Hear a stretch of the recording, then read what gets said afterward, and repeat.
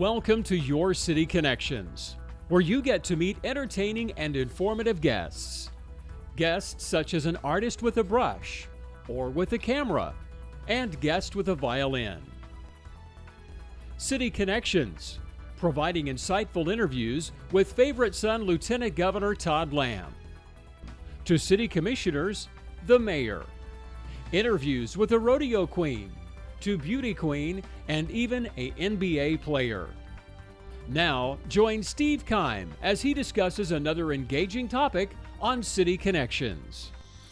Hello and welcome to City Connections. I'm Steve Kime. I'm so excited. And you know, by habit, I say that every week, I think, because I'm always looking forward to the guests that we have on City Connections, because I get to learn something new about someone who's from Enid. They've left and they've come back for a visit. And that's what our guest is about today. Now, this guy he's a musical. I can't really, relate to this guy or anybody in music because that's not me, but I am so honored to have Brad Richter with us today.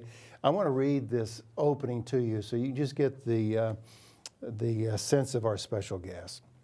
Brad Richter may be one of the most influential classical guitarists working today. His ability to defy the technical limits of his instrument has earned him comparisons to some of the greats, and some of these greats are names that I can't pronounce. So I'm not even going to go there. We'll let Brad do that. But he compared to some of the greats of American classical musical scene.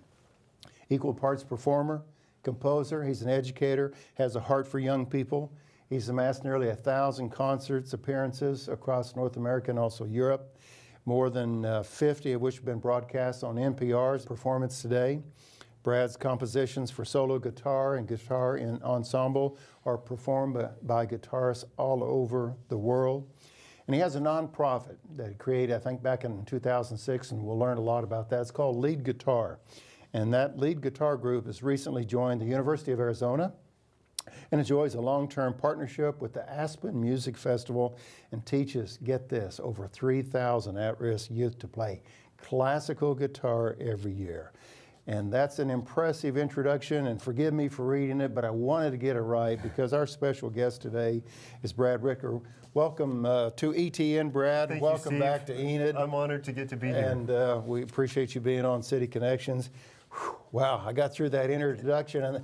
And if you go to his website, which I believe is bradrichter-guitar.com, is that right? That's right. We'll have that on the screen.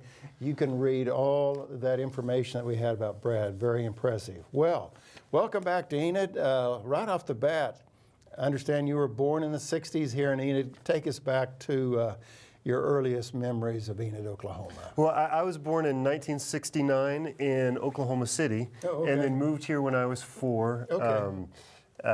My dad was a city attorney, and that's why he got the job here. That's why we moved from Oklahoma City.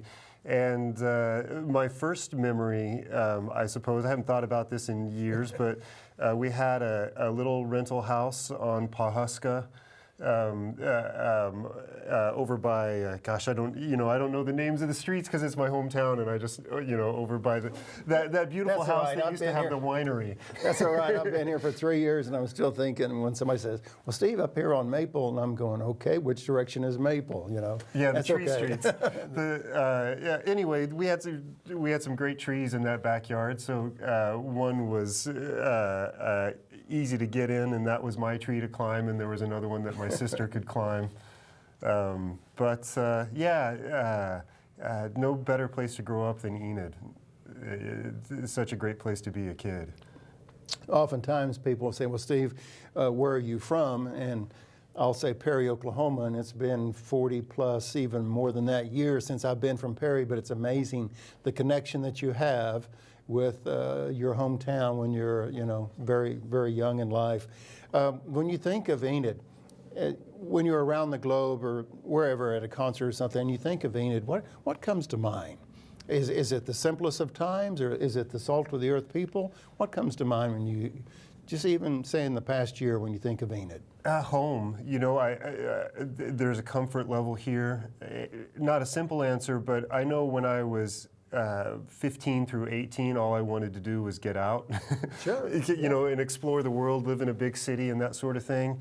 And then, you know, as I get older, and I've got 3 boys now, there's no place I'd rather be. And it's funny how that changes. You know, Enid was a great place when I was a kid, but you know, you have this feeling that there's a whole world to explore and Sure. something great out there that you need to access. Well, So you're not alone. I had the same thought because I kept looking at that watch when I was in Perry thinking, when am I going to get out of here and go see the world kind of deal. So I think we've all experienced that. Now, do you still have family here in Enid? I do. Okay. Almost all of my family. There's divided between Enid and Oklahoma City. My parents and my dad's side of the family lives in Enid. Okay. And my mom's side of the family lives in Oklahoma City. Well, one of the key reasons that you're in the ETN studios today is, and you happen to bring a guitar with you, and that may not even be the right word to use, guitar. It's probably something a lot fancier than that. But just go back to the beginning. When did you pick up a guitar? You're a classical guitarist now, so that had to be a long stretch from day one to where you're at today. So when did it start? When I was 12, I started playing, and I had fantasized about playing a long time before that. You know, I played air guitar on a tennis racket for years, and would bounce around and lip sync, and I was one of those kids who would go through one hobby after another, and I would get really intensely involved in a hobby and then kind of be done with it. So my parents were reluctant to buy me a guitar, also because I had just picked up the trombone. I didn't want to, no offense to trombonists out there, sorry. But I was in 6th grade when we had that day when you had to come to band class for the first time and pick your instrument. I was late, and trombone was the only instrument left. So I dropped the trombone, so my parents later weren't ready to buy me a guitar, so they had gone on a vacation, and I snuck out and bought one from a pawn shop. I was staying with a friend in town, and it was $40. It was a Kalamazoo USA Fender Stratocaster knockoff. And I taught myself from there. So Mom and Dad, the truth is finally coming out. What took place a long time ago. Well, so 12 to 15, you said it was the interest on the guitar, or you picked up the guitar around 12 years old? At 12, and then Okay. I started playing every day, and almost immediately knew that was what I wanted to do. Well, let's take that leap forward, Brad, because I know that you, in my notes, you earned a scholarship to the Royal College of Music in London, and I know you won another award or a scholarship to a school, I think, in Chicago. Ladies and gentlemen, I really encourage you, for everyone here in Enid, to go to Brad's website and just kind of look at his bio and the things that he's been able to achieve. But let's go forward, Brad. When did you start playing professionally, and when did you know that, hey, I can do this? This is for me. This is what I was born to do. Well, the first gig I ever played, I had a rock band when I was 13, and we were the opening act for Oliver Magnum, which was a legendary Enid heavy metal band. Nice trivia question. Yeah, and then, so, you know, that wasn't a paid gig. And then I played rock and roll exclusively until I saw Michael Hedges play a concert when I was 16. Michael Hedges, a lot of the viewers probably know, you may not since you've been here for 3 years, but he is a world-renowned acoustic guitarist who did a lot of experimenting with percussive sounds and extended techniques on the guitar. So I saw him play and started to imitate what he did, and then evolved into classical guitar, and by the time I was 19, I got that scholarship to the American Conservatory of Music, but I didn't know how to read music, so I learned how to read music once I got there, which was kind of a challenge, and started playing professionally right about that time. Our special guest on City Connections is Brad Richter. Brad came to Enid when he, I think you said, 4 years old. And but basically is an Enid product that has gone on to accomplish great things in regards to music, and is our special guest on City Connections. Brad, you've traveled the globe, you've won numerous awards, scholarships, and so forth.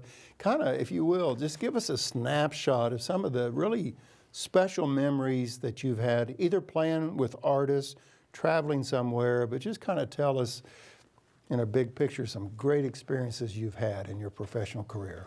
You know, maybe the ones that come to mind aren't the spectacular ones. The first thing that comes to mind is something that happened in the last couple of years. My teacher at the Royal College of Music was Carlos Bonell, who was my hero, which is why I went to study with him there. And that's a long story in itself, how I got into that college, which is kind of fun. But recently, over the last couple of years, he and I started playing duos together and traveling together. And that's really meant the world to me. He's probably best known for, he's co-writing a guitar concerto with Paul McCartney. Paul McCartney is the president emeritus of the Royal College of Music, where I went to school in London. He's an amazing player and somebody I learn a lot from. And so traveling around with him now is pretty special. Maybe our most special concert was I took him to play for a school on the Apache Reservation in Arizona, where we have a lead guitar program. And it's a very tough school. You know, it's a school where as we're playing, there are armed guards with Kevlar vests at each door. There was a drive-by shooting a couple of days before we got there. And so it was a tough crowd, you know, especially to bring a gentleman from London. It was fun to see how that moved him, and how right after we got done playing, he immediately dug in with a group of 10 or 15 kids and started giving guitar lessons, so that was a neat experience. Another neat one was playing the Aranjuez Concerto. It's a really difficult piece with the Enid Symphony here. It felt like a coming full circle moment back in 2000. And then, you know, lots of nice concert halls around the world that have been fun, mostly England, Germany, and the U.S. I had an interesting one in Montenegro not long ago during the Olympics. Montenegro is part of the former Yugoslavia, and it's only a country now of 500,000. This is where our geography class kicks in right here.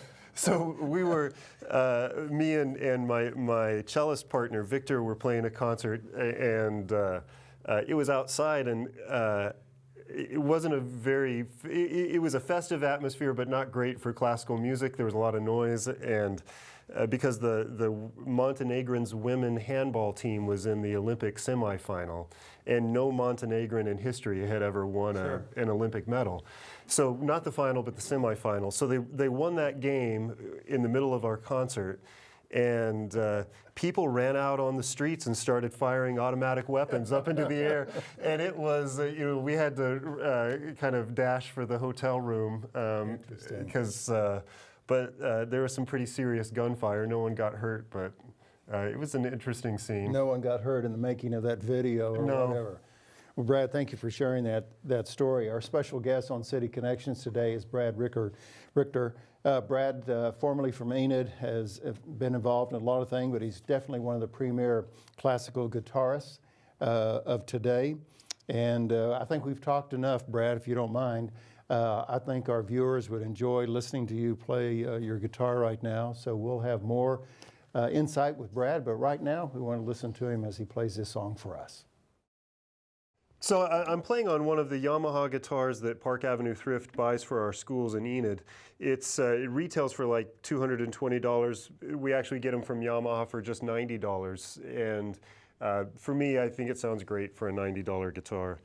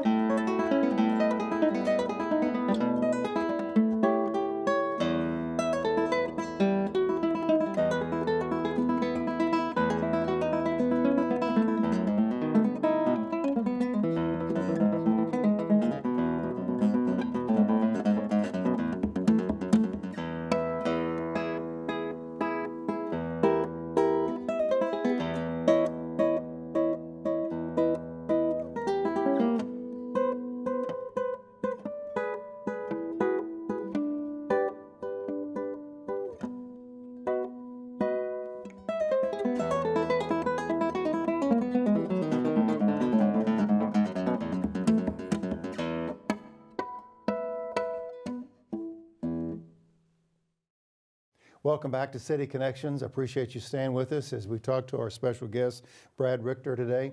Brad, former Enid resident, and he's back to visit with family, but he's also back to visit with us here in the Enid Television Network. Brad, let's talk a little bit about lead guitar. I believe on your website it mentioned that in around 2006 you started this nonprofit group, and it's called Lead Guitar, and it's about bringing guitar lessons into school. So in 20 words or less, what is lead guitar? Well, Lead Guitar's mission is to give access to high-level music instruction to kids who otherwise couldn't afford it. Okay. And we've got programs in what will be next year 5 states. Like I was saying before we went on air, we're expanding to Chicago. One of my favorite things is that we've got 5 programs here in Enid, at all the middle schools, at the high school, and at Adams Elementary School. Let me ask you, how did you get involved with at-risk students? That's a big part of it. That may not be all part of lead guitar, but that's a significant part. What is the connection there? Well, so the first lead guitar program was on the Navajo Reservation in Arizona. It started by accident. It actually started in 2000, okay. And I had no intention of starting a not-for-profit. In fact, it wasn't my idea. I was playing a concert near the reservation, and some folks asked me to go visit the local high school. And they had some amazing young guitarists who were self-taught, and it reminded me of my situation in high school. You know, they were into guitar but didn't necessarily have a teacher. And so I began to write a curriculum for them, and they were, probably a lot of your viewers have visited some of the like the Navajo, the Apache Reservation in Arizona. And there's a lot of beauty there, but there's a lot of third world living conditions. A lot of people living with almost no shelter, no electricity, no running water, living in cars, that sort of thing. So I just started going back to visit those kids over and over again and writing more and more of a curriculum, and it turned into something. And PBS at some point wanted to make a documentary about just that one program. They got as far as making a pilot to try to raise money to make a documentary. And a friend of mine, Mark Sandroff, saw that documentary and said, hey, why don't we make a not-for-profit out of this and make it a program that we put in schools all over the place. So it started there. Very good. So from Arizona to Enid, talk a little bit about lead guitar again here in Enid, Oklahoma, and the schools here. Well, Enid High School has our best players of anywhere in the country. We've got 4 consecutive years of guitar there, and just like band or orchestra, the kids develop to a level where they're able to win college scholarships and do some very impressive playing by the time they're done. A lot of that has to do with Dina Hazelwander, who's the teacher there. And, you know, like anything, I get a disproportionate amount of credit for the program, but it's really the teachers and the schools. If I could point out one local organization that really makes it happen, it's Park Avenue Thrift. And I love what happens there. I think everybody in town knows what Park Avenue Thrift is and does. But they're our primary supporter for our Enid programs, and I just think there's a lot of beauty in that you can bring your unwanted things to Park Avenue Thrift, things that are nice but you don't want anymore, and eventually they turn into free music programs. You know, I think your viewers also know that all of the profits from Park Avenue Thrift go to support local foundations, and that's made a world of difference. One of the things, the guitar I'm playing on is one of the guitars we buy for kids here in Enid. So David Hume, one of the Park Avenue Thrift directors, had the idea that every graduating senior in our guitar program at Enid High that's been in for a couple of years gets a free guitar. That's the guitar I'm playing on there. We get them from Yamaha at a steep discount. They help us too, but So one of the things that's kind of magical about the programs in Enid is now we've got all kids in the city covered from 6th grade to 12th grade who can have 7 years of guitar lessons in school for credit if they want to do it. My special guest today on City Connections is Brad Richter. And Brad is a former Enid resident, come home for a family visit, if you will, but also to be involved with lead guitar here at Enid High School. We've got time for another song, and we'll hear from Brad right now.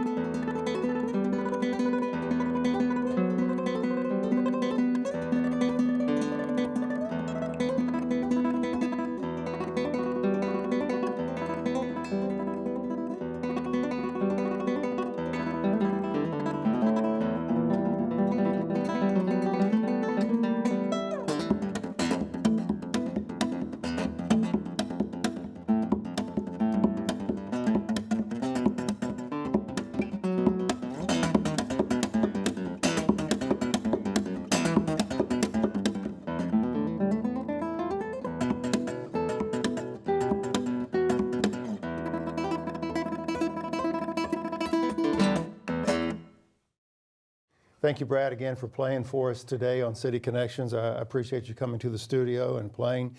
Brad Richter guitar.com is the website that you see on the screen. If you want to learn more about Brad's involvement, you want to learn more about lead guitar, how to be involved in that, go to the website. You will see a lot of information. So, Brad, how would someone get involved with lead guitar? They're watching this interview and they're saying, you know, this would be great for so-and-so school. What's your recommendation how to get involved?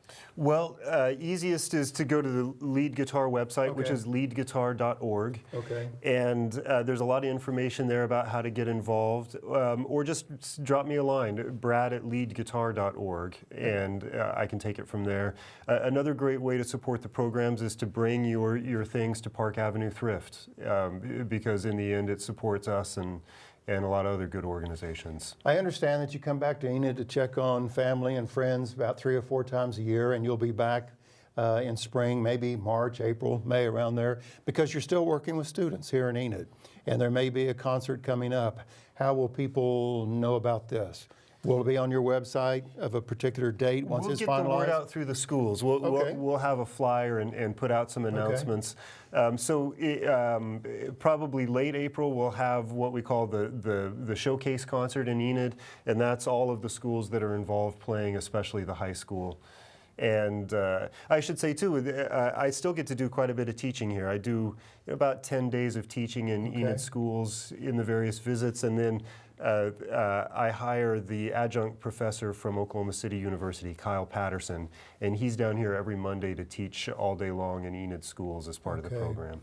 Well, it's great that you had an early day from the 60s connection to Enid, and you still have that connection to Enid today. So thank you for sharing your talents with us. Thanks for having me, Thank you for sharing your talents with young people and impacting their lives.